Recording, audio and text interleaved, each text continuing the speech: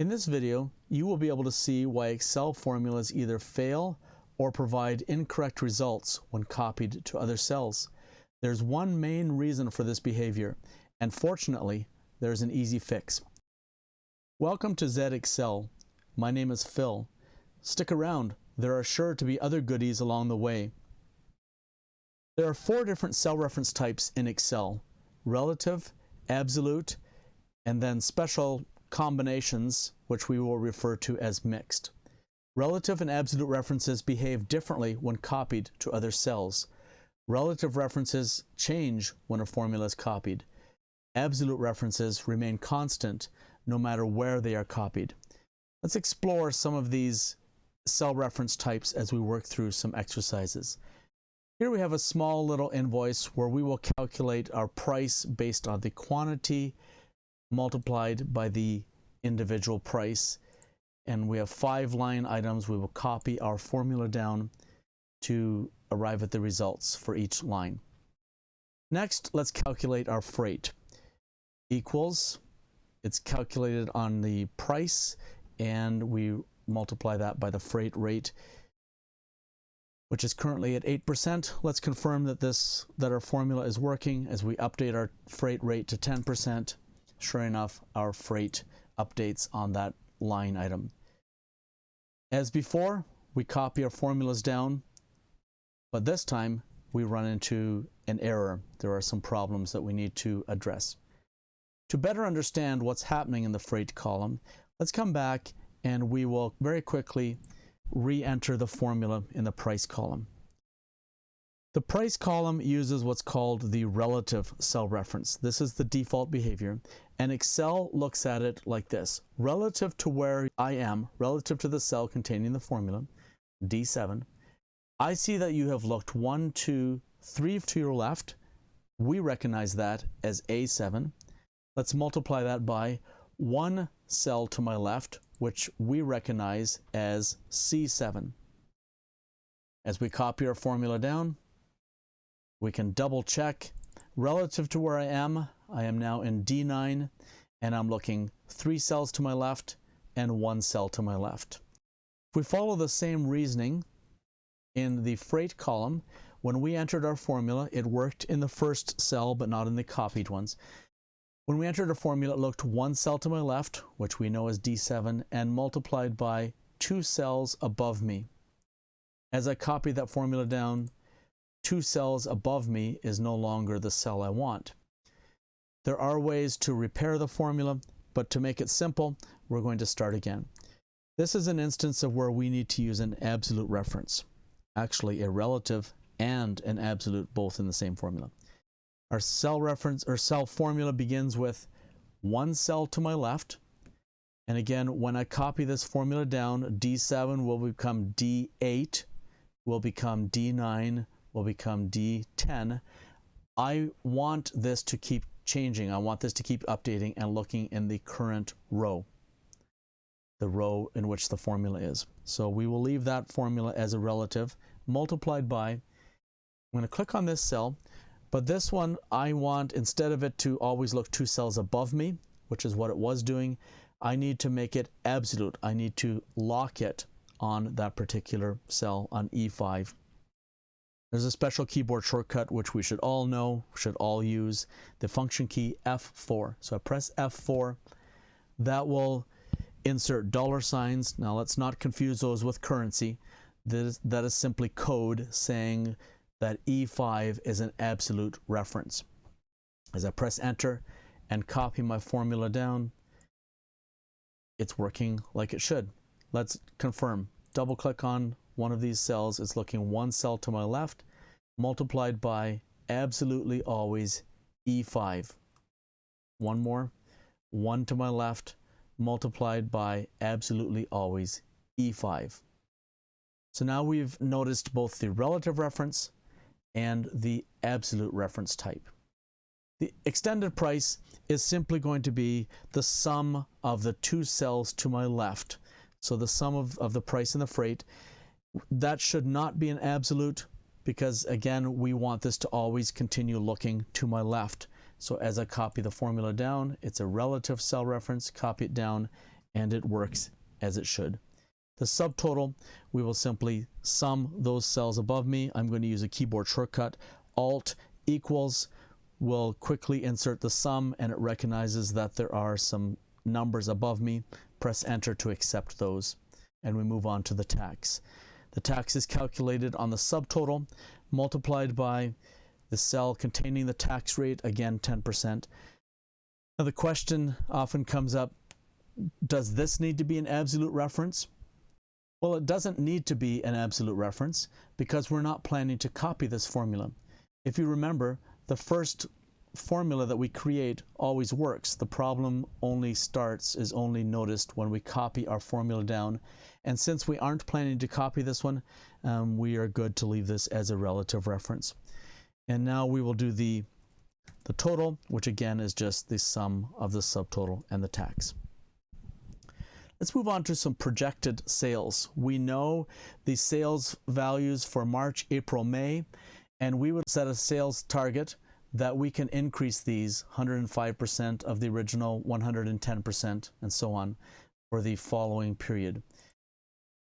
In March, I will enter a formula that looks 1, 2, 3, 4, 5, 6 cells to my left. I know that is B6. Let's stop and ask ourselves a couple questions. As I copy this formula down, it's going to become B7, B8, B9. Do I want that to happen, or do I need it to stay locked on B6? Well, the answer, as we know, no, I want that to happen. As I copy my formula down, it must look back to the left in the previous March sales and go down on the current line. As I copy this formula to the right, B6 is going to become C6 and D6. It's still looking 6 cells to my left, which is what I want. I want it to look, when I get to April, I need it to look in April from the previous period. So that part is good. Press the multiply, the asterisk for multiply, and I want to multiply by 105%, which is found in F6. Let's ask ourselves the same two questions. As I copy this formula down, F6 is going to become F7, then F8, then F9. Do I want that to happen? Yes. I need it to always continue looking in my row, in the row containing the formula. Question 2. As I copy this to the right, F6 is going to become G6 and H6. Do I want that to happen, or does it always have to stay locked on column F? Well, we can see I must always look at column F. So I'm going to press the F4 key again, the function key, and that inserts $2 signs. That is our absolute reference, but unfortunately that will not work this time for us because it's locking both the column F and the row 6. And we decided before that we need the row to be able to change. I'm going to press F4 one more time. Now I'm down to $1 sign, and whatever follows the dollar sign is locked. In this case, the row is locked. So column F is able to float, row 6 is locked. That's not what we want. I need to press F4 one more time. We'll have a chance to see the other mixed setting, but this time I want column F to be locked and row 6 to be relative. I'm going to press enter and come back and Control C to copy that formula. I will select all of the cells where I want to paste it, and just to make it easy, I'll select the one I'm copying from. Control V, and I like to always recommend that we double check. Let's double click on a cell, and that's looking at April multiplied by the targeted increase, another one, May, and the targeted increase. So our mixed reference worked as it should for us in this particular sheet. We have another one to look at. We have our regular prices. The coats are regularly $100, winter footwear regularly $80. As winter draws to an end, the store will be interested in reducing their inventory, and they are willing to offer increasing discounts in order to lower their inventory.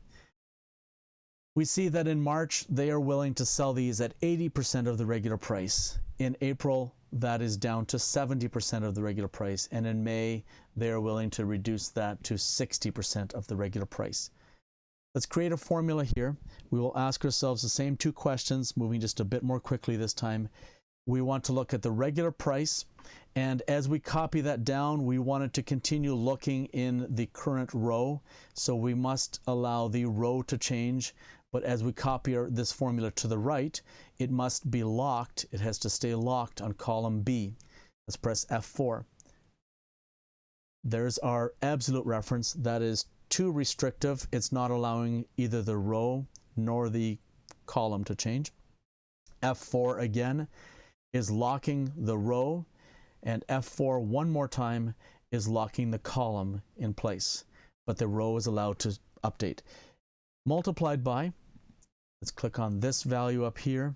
Again, the same questions, but this time we decide that we need to lock it on row 3 and allow the column to change. So F4 is locking both the column and the row.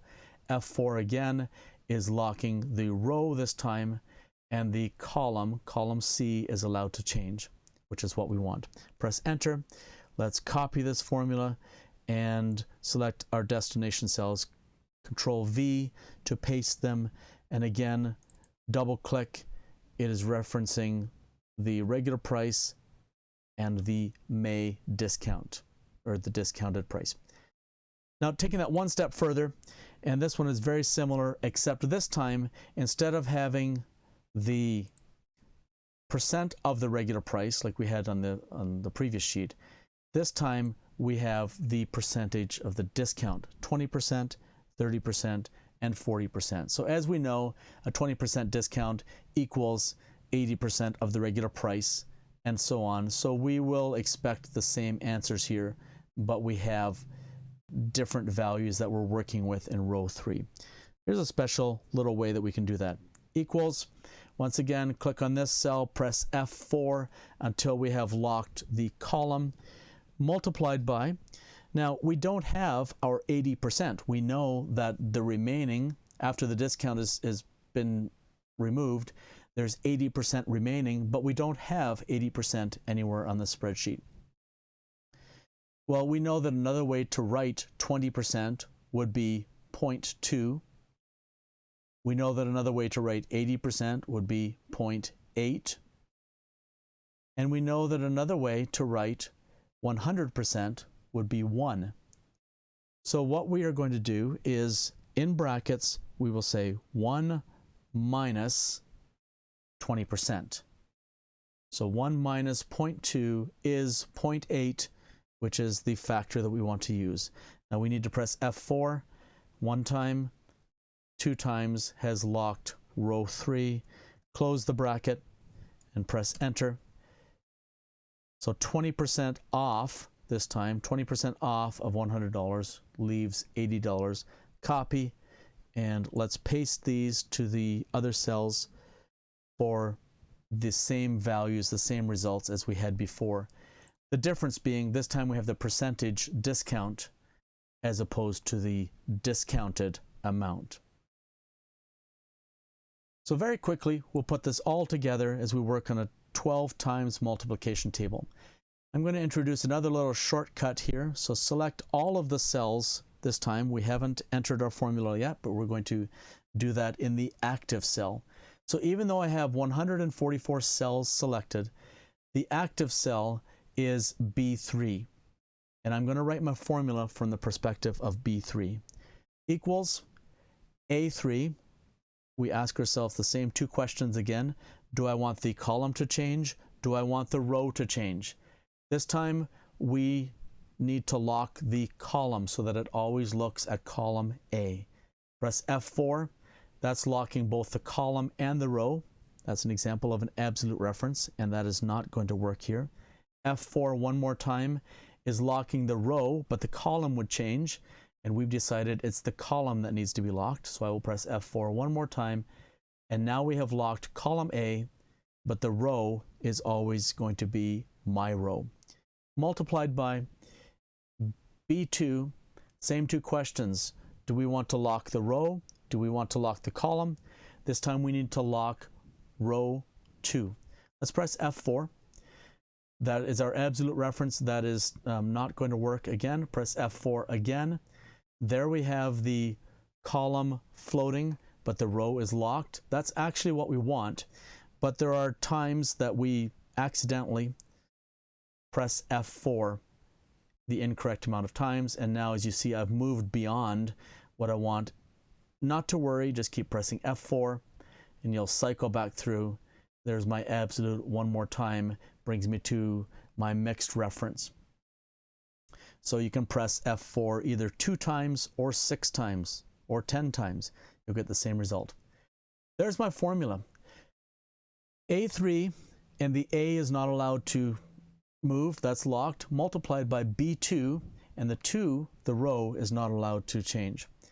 Now, before I press enter, or instead of pressing enter, I've selected all of these cells, and I want to use the same formula in all of my selected cells.